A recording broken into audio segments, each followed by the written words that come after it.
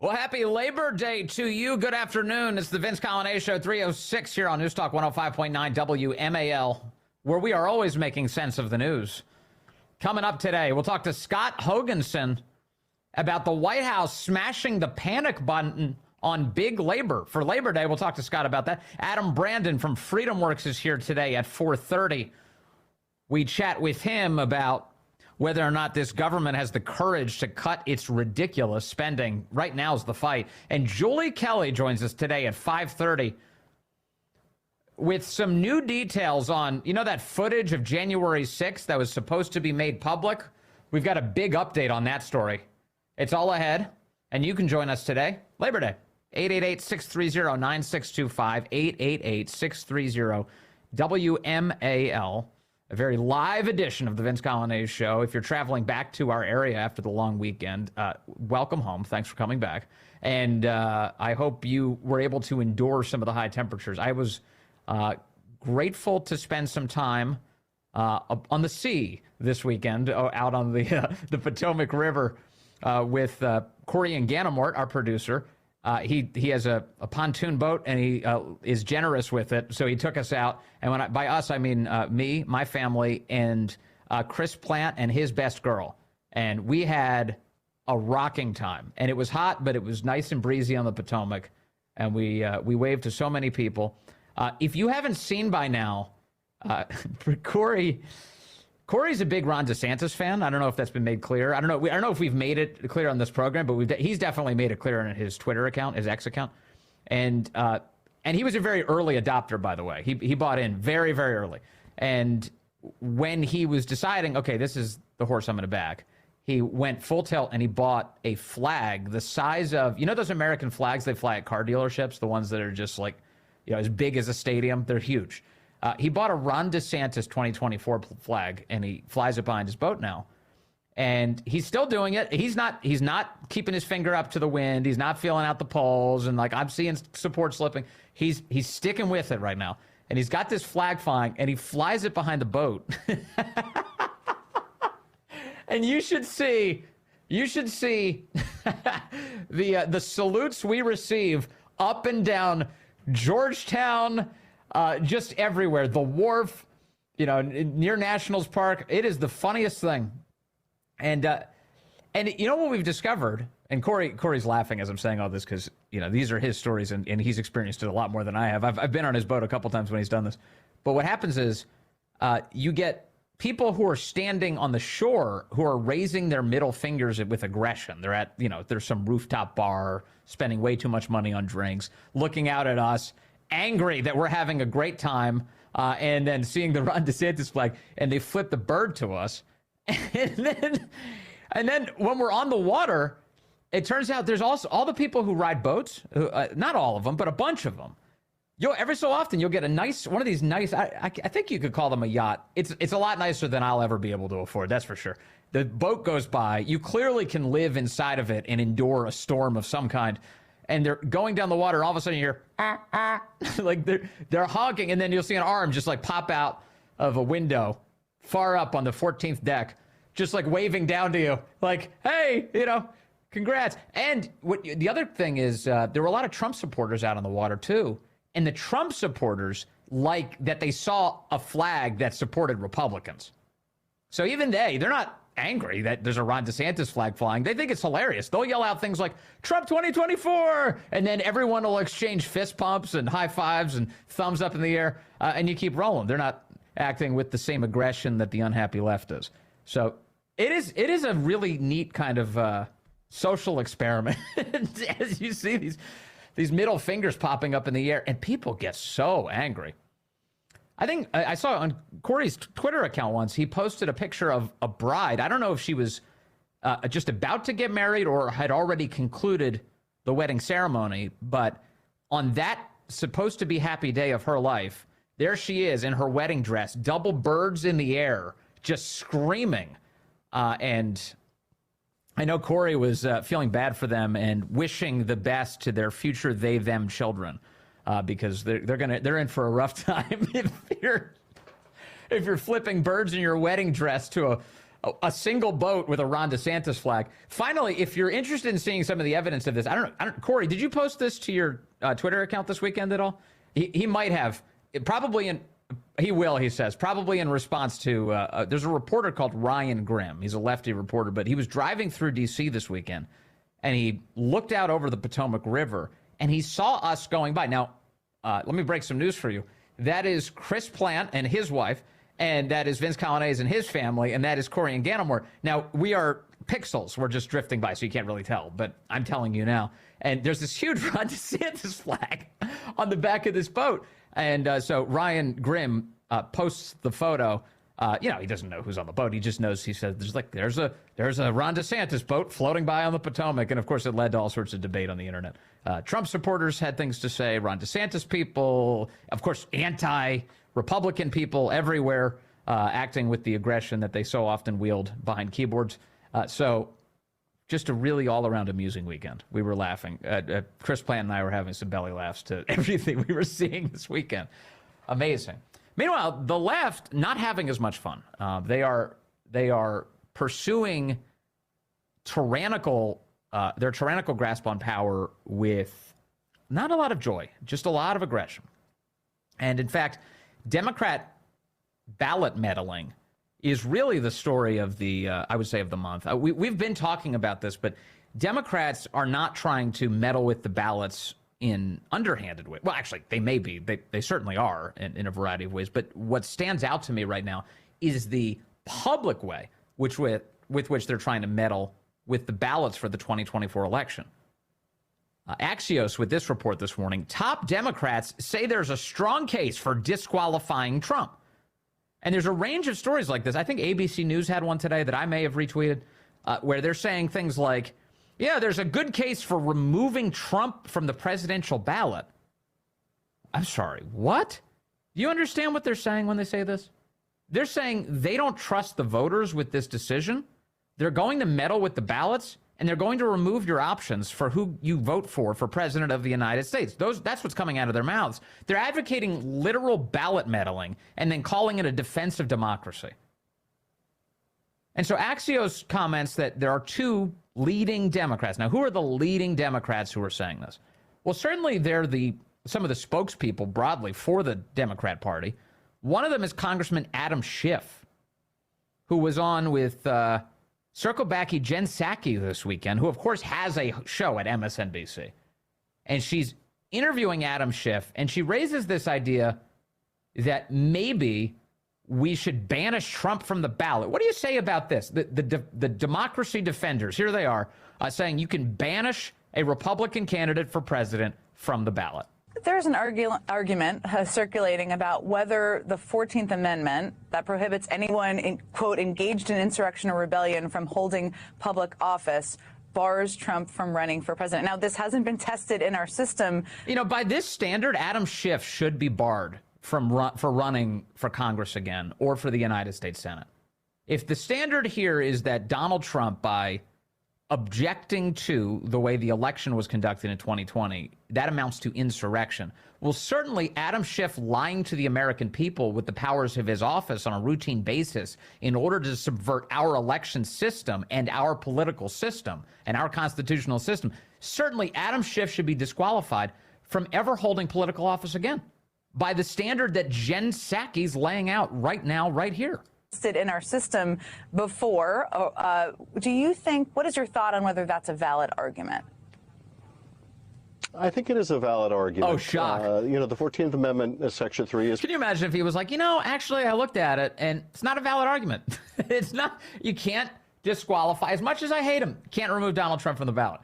Can you imagine if those words came out of Adam Schiff's mouth? No, of course not, because you understand that he builds every argument towards his goal, which is domination, tyrannical domination for his party. Pretty clear. If you engage in acts of insurrection or rebellion against the government, or you give aid and comfort to those who do, you are disqualified from running.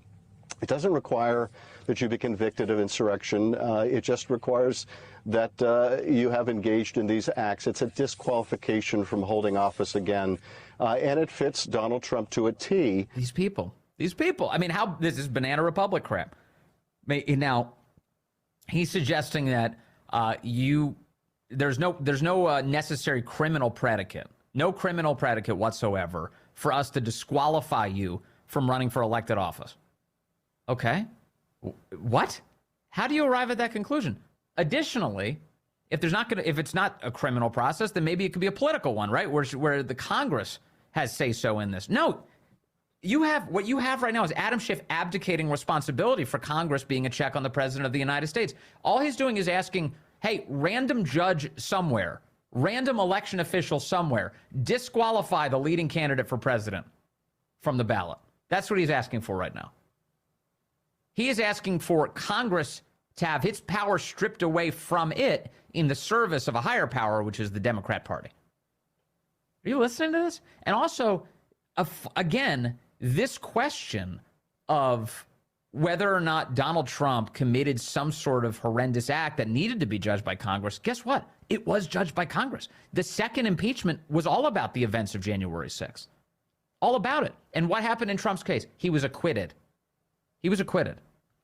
Adam Schiff, not the only Democrat to say things like this weekend. Senator Tim Kaine of the Commonwealth of Virginia had words to say to ABC's George Stephanopoulos about, yes, there's a case to not allowing the voters to decide in 2024.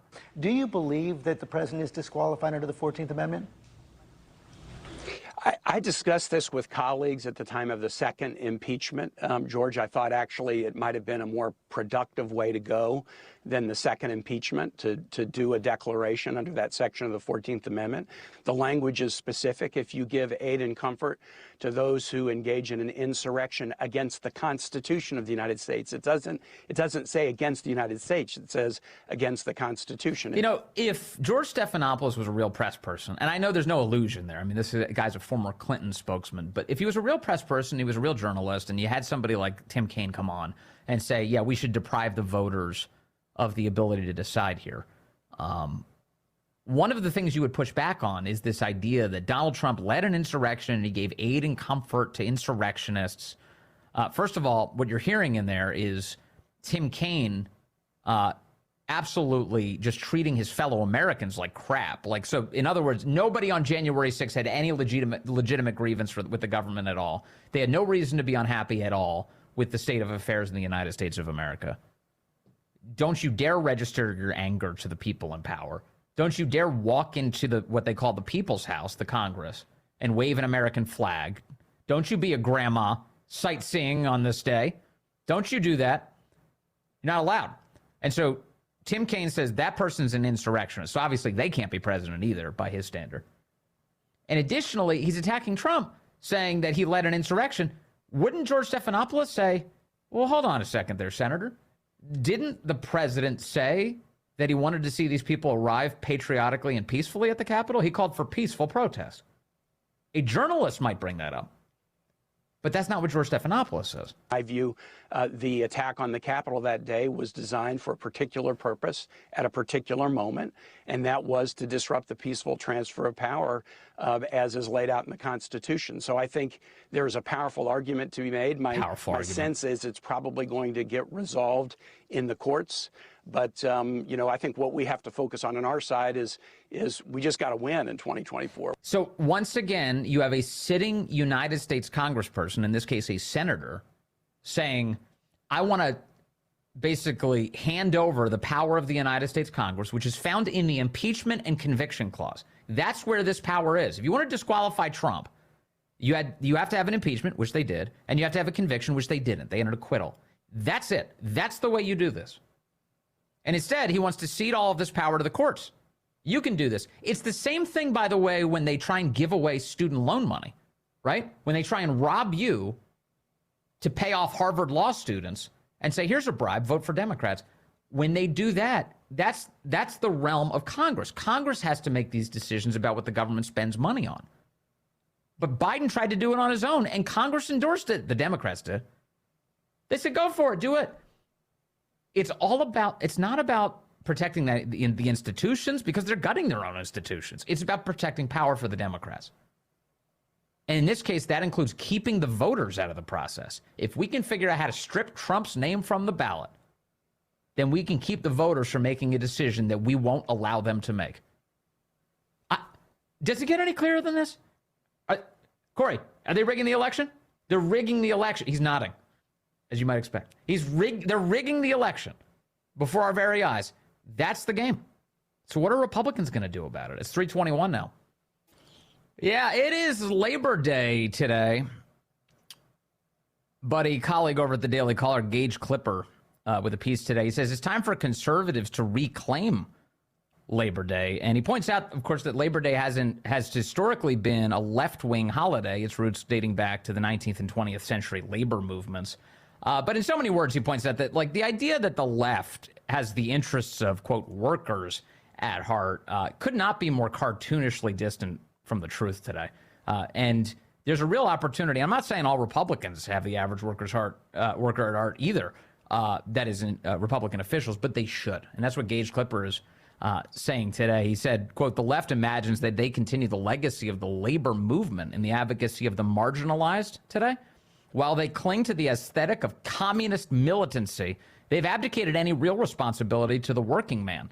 Universal income cannot fill the place of dignified work. Forgiving student loans, that benefits the most privileged at the expense of the less fortunate. Soft on crime policies impact low-income areas the most, while the green revolution, imposed from above, makes the essentials a lot more expensive for those who barely can get by. Yes, today's Democrat Party is a party of decadence, assured in their moral righteousness, but insulated from the consequences of their policy preferences. Yeah, indeed. And look back at 2016. Donald Trump was at the leading edge of a realignment in the United States where people who are living paycheck to paycheck, and there's a lot of them out there. What were the numbers last week? We were talking about it. Somewhere in the vicinity of 60% of the country right now is living paycheck to paycheck, over $1 trillion in credit card debt just to make ends meet. In other words, the country needs help, and it needs a political party that is worthy of power. Republicans have a big opportunity here going into 2024. Will they embrace it? Can they capture that? It's the big question. We'll see. Coming up, more on Labor Day. We're going to talk to Scott Hogenson as the White House hits the panic button on big labor. That's what he says. We'll talk about it. Well, good afternoon to you. It is 3:35 here, News Talk 105.9 WMAL, where we are making sense of the news.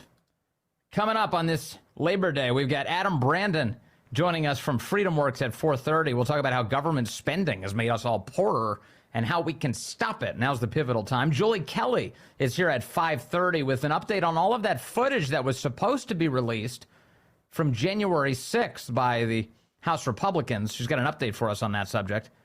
And we'll talk to you at 888-630-9625, 888-630-WMAL. Let's talk more about Labor Day with our next guest, Scott Hogenson, who has a great piece this week in TownHall. The headline is White House hits panic button on big labor. What's going on and why is the White House panicking? Scott, great to have you with us, sir.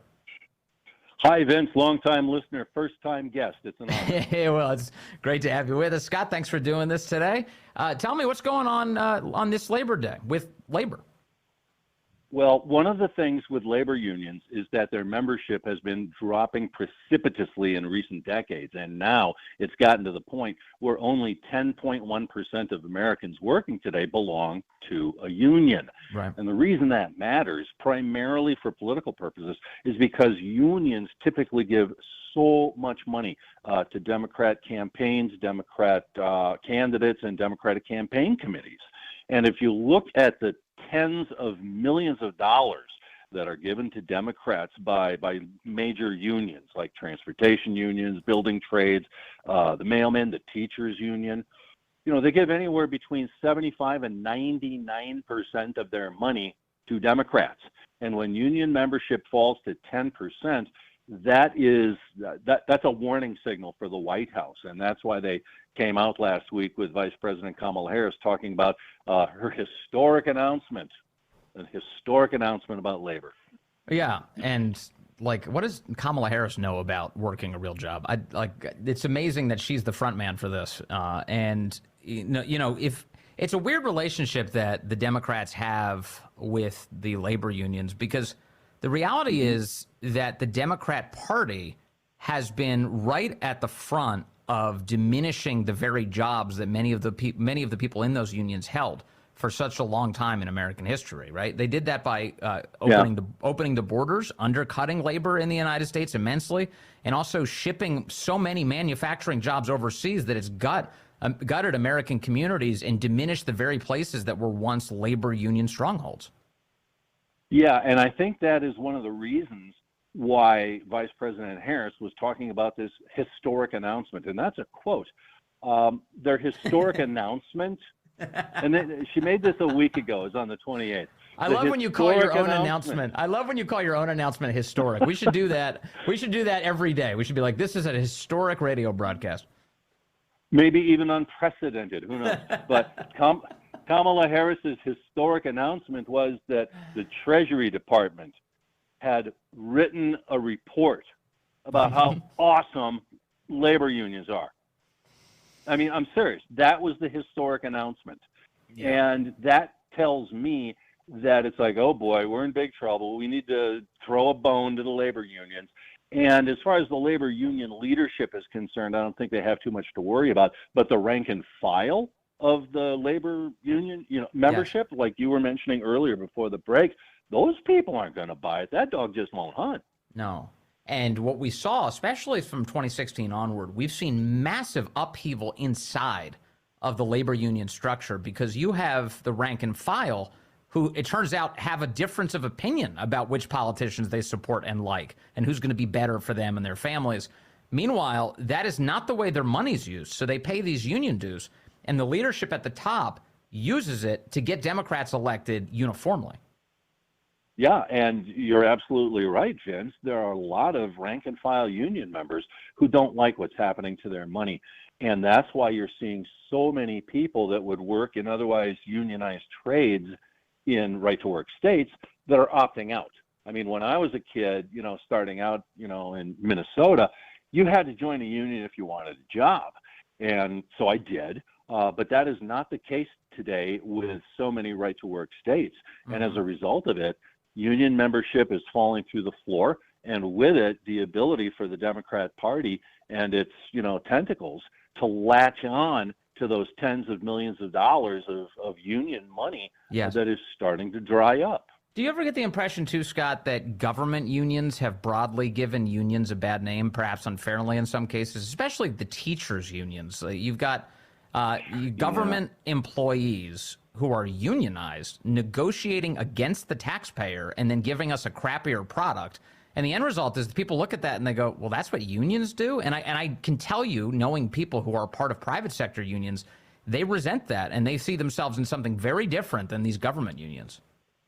I know, and you mentioned teachers union, and it's just so tragic because I know teachers who are very good. I know there are a lot of good school teachers out there. I know there are a lot of good schools out there. I know there are a lot of good school districts out there. The problem is because of the union leadership, I don't know which schools are good and which one of them are just incubators for Marxist theory. And a lot of parents are coming to that same conclusion. And if you try to find out if your kid's school or your kid's class is a breeding ground for being taught race hatred and alphabet stuff and so on and so forth, they're not going to give you the time of day. And it's just tragic that so many talented, hard-working, conscientious teachers are getting slimed because of the actions of their union leadership. And I think that's just another way that unions sort of display that they are not very useful anymore. It might be that they're just disintegrating before our eyes. Yes, and that's how you end up with like Randy Weingarten living high on the hog, partying on remote islands, and not actually serving her membership well. And so you have the good teachers who are left basically holding the bag because they have to pay these union dues, and then they get the crappiest representation possible. Not only do they get crappy representation, they also find themselves sort of mired in the social and cultural mess that is being advocated by so many of these teacher unions. I personally know education professionals, classroom teachers in the public schools who look at some of the stuff that's coming up in the curriculum, and they look at that and they're like, holy cow, this is insane. I can't do this. But if they start to push back against the union, they are in for a world of hurt. I pushed back against the union when I was a kid. I was in a world of hurt, and I don't think things have changed much since then. No, not really, especially because another example of this, especially the intersection of politics, is you do have rank and file guys who work trades across the country who are compelled by their union leadership to campaign for Democrats whether they want to or not. They have to go door knocking and tell people, hey, vote for this guy, even though they and their family will not be doing that. They just want to keep their jobs. Yeah, and when they are called upon to do this kind of stuff, you can bet dimes to dollars, Vince, there is a union commissar in the company of them to make sure they toe the line. And if they don't, Lord help the man who says the wrong thing. Yeah, it's so crazy. The reality here, too, is, it's worth, as we reflect on Labor Day, it's worth reflecting on the history of the labor movement in America, too. Although, of course, there are going to be many great rank-and-file union members who've been beneficiaries of that collective bargaining over time. The extent to which the left has really identified with Labor Day and the labor movement has often been characterized by Marxist or even anarchist violence in the United States. Oh, yeah, a lot of the big upheaval of the union labor movement in the United States in the early 20th century. You look at guys like Eugene Debs, dedicated communist, a lot of it percolated up from that Marxist /socialist communist ideology. And so that is absolutely what underpins most big labor in terms of the policies and the leadership and so on and so forth. Yeah.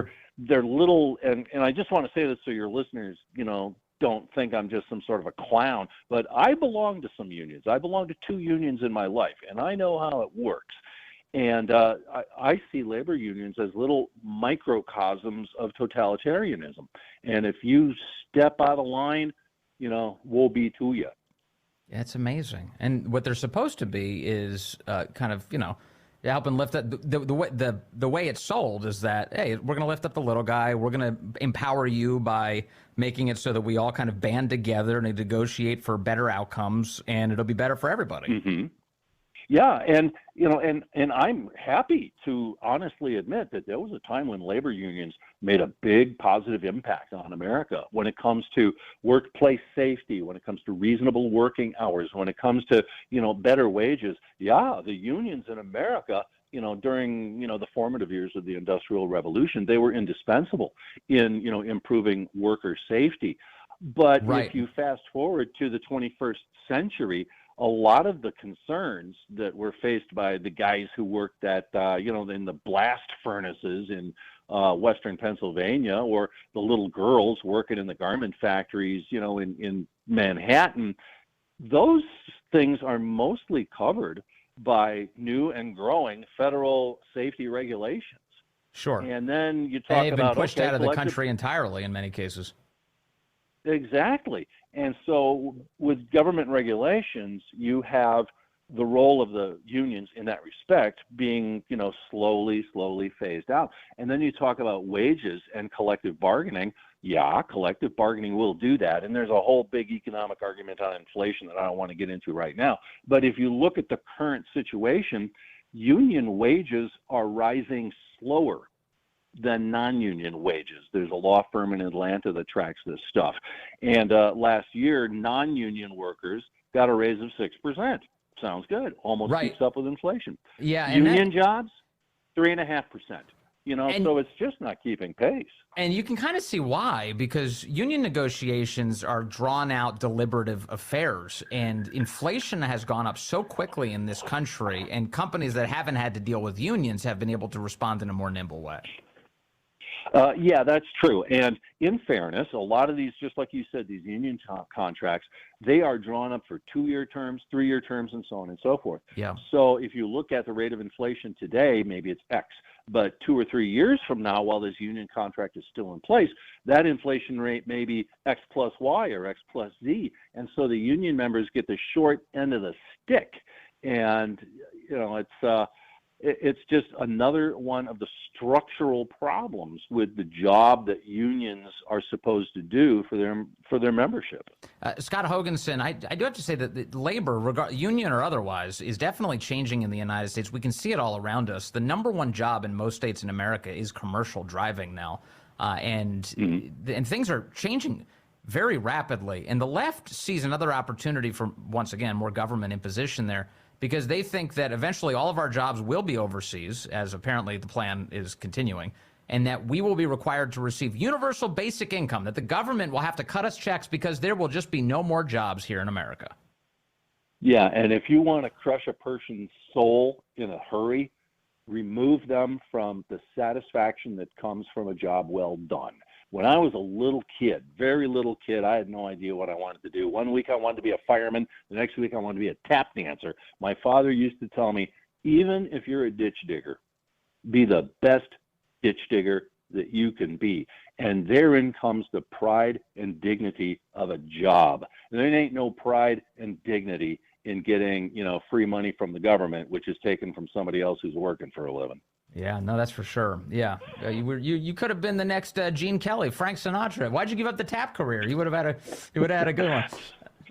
Well, firemen got to ride around in these totally cool trucks, and I like the cool trucks. Yeah, I don't blame like every red-blooded American boy. Gotta love them red trucks, man. They're awesome. They are. They really are. Scott Hogenson, happy Labor Day to you, and thank you so much for your time today. I really appreciate that. Thank you, Vince. I will now go grill meat. Excellent. An excellent way to spend Labor Day, grilling. All right, let's take Alan calling in from Gambrels now on line 2. Alan, happy Labor Day. Good afternoon to you. I am so happy to speak to you. I am very, very respectful in the fact that you're working on this beautiful Labor Day, although it's hot. But it is hot. I did notice you were talking about some of the labor unions and so forth, and I will say I am a definitely Gen X. Grew up, and actually as a little bitty kid, grew up walking picket lines with my father when he actually worked for Goodyear Tire and Rubber decades ago. That was really well, it was because it was atrocious. The thing is, I actually, although I'm calling from Gambrels, I grew up in South Carolina, and in the early 80s, I watched the entire community in the textile industry be absolutely eviscerated by overhead and things that were just unsustainable from a union perspective for an incredibly proud town, well, not just a town, a whole region. And now everything is offshored. And the entire community where I grew up is now, well, it's infested with crime, crack, and poverty because they killed the golden goose. And I'm trying really desperately to figure out how the labor unions today, as you even mentioned, is less than 10%, well, roughly 10% of the workforce. How do they have such a hold when it comes to the Democrat Party? I don't understand it, because to continue forward, you're continuing to cut off your nose to spite your face. Yes. And I've seen it time and time and time again. And I'm curious how you can square that round peg, because and please, I want the listeners and everybody to understand, I am not dismissing the criticality of building the middle class from the unions in the early 20th century. Mm-hmm. It was critical. Yeah. But what are they doing now? I don't understand. But right now, the major auto manufacturers in the United States, when they're just trying to turn the corner, and yes, okay, you can say whatever you want for the executive pay and so forth, but we're turning a corner, and okay, we're going to go on strike and hamstring to price the domestics and the domestic jobs out of the market. So what are we going to do to be a good shareholder and a good steward of the shareholders' interests? You're going to offshore things, and you're going to eviscerate our domestic production and our industry even further. And even as union membership shrinks, Alan, even as this union membership shrinks, Democrats are holding on for dear life, because here's the dirty little secret. Their political coalition is very fragile. In 2020, Donald Trump lost that election by 20,000 votes. Don't pay attention to the national popular vote. It was all down to those swing states, just 20,000. They have no room for error, and they want to hold on to those union votes, every last one of them that they can, for dear life. It's 3:58.